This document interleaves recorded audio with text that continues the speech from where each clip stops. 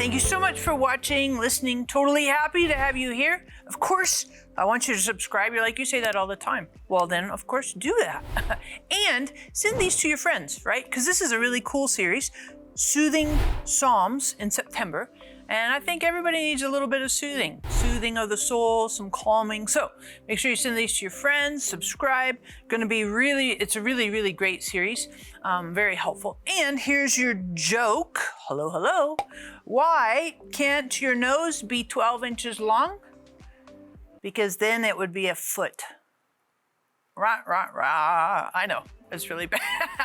But we're going to hop into our content here, Soothing Psalms in September. And the psalm I want us to look at today is Psalm 63. And this psalm is anchored down in David's life. Again, he's running away from Saul, and he's run into what's known as the Judean wilderness. Now, Judean wilderness is a really, really desolate place. It's desolate. You can go and visit it today, and it looks like a moonscape. Not quite, because what happens is, when there's a rain, it's kind of like a flood, and there's massive, massive erosion in this area. And so you see these big like divots and canals in the ground because of the erosion. But like, you don't see anything alive there. I've never seen hardly anything green there. I haven't seen like even spiders scamper across the sand. It is just desolate. I mean desolate.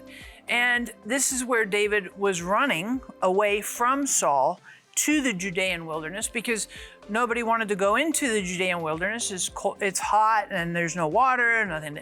So it's just like no reason to go there. And you think you're just going to be a skeleton waiting to happen. So this is where David is, and he's running from Saul. It's better to be in the Judean wilderness and alive than Saul catching you and to be dead. That's what was going on in David's mind. And as he's running into this wilderness, and this is the same wilderness where Jesus was tempted by Satan 40 days, 40 nights in the Judean wilderness. And that's what we read about in Matthew 4. But this is the same wilderness. So it's not a pleasant place that you want to pop a tent and hang out and, relax. It's very dry, desolate, hot, and almost no water. It's bad news. And that's where David is. And he kind of has a choice, either here and alive or running and maybe dead because of Saul. And when he's there, he writes Psalm 63. And I think this is a really, really powerful psalm, particularly when you think of him being in the Judean wilderness. And maybe for yourself, you find yourself in a season where it's very dry and desolate, and you can't find a lot of encouragement environmentally around you. Maybe you're just kind of slogging along, and you're like, I'd like to go and find better environment, more cushy place, with some water and some sustenance, but you find yourself in this wilderness, like a moonscape. It's just desolate. And this is a great psalm to think about, because this is David speaking in that experience. And a couple verses from that, verse 1, it says, "O God, you are my God. I shall seek you earnestly. My soul thirsts for you. My flesh yearns for you in a dry and weary land where there is no water."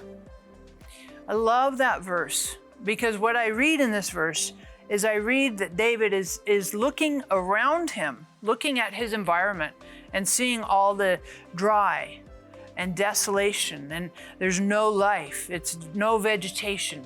And he takes cues from his environment to point him to God.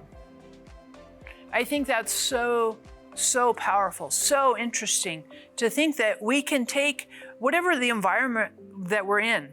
A lot of times we think, abundance and provision, and we like all of that. And of course we can point and look to God with that.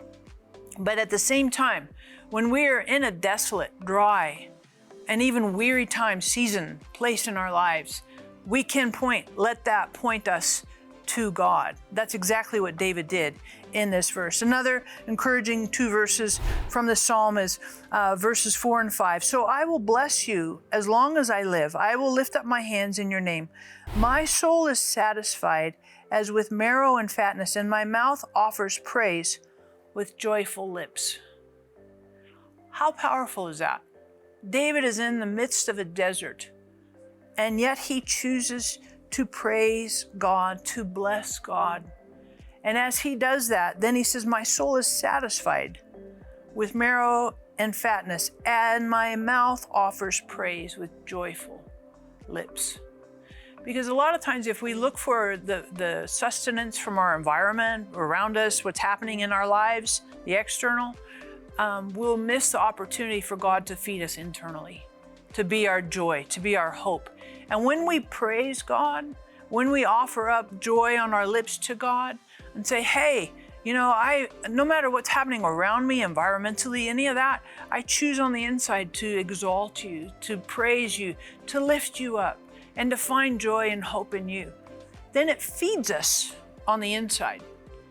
And it can be a desert on the outside, but we can have fullness and vibrant life and vitality in our own soul as we praise God and lift up our voice and honor and lift up our soul to God and say, how magnificent.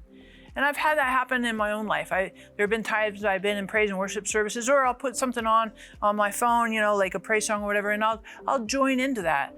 And it's so amazing that no matter what's happening around me, when I do that on the inside, there's a buoyancy. It lifts me up. So in this Soothing Psalm series, I just encourage you, number one, that you keep your trust in God, that He's your anchor. And number two, that you continue to praise God and exalt God, regardless of the environment, what's happening around you. So thank you for subscribing. Hit the notification bell right there.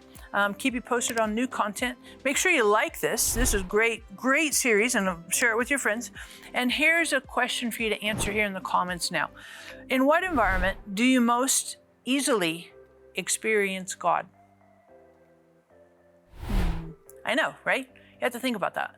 In what environment do you most easily experience God? As you write that in there, make sure you stay tuned, because next week we're going to start a brand new series. It's going to be super fun and very encouraging. Thanks so much.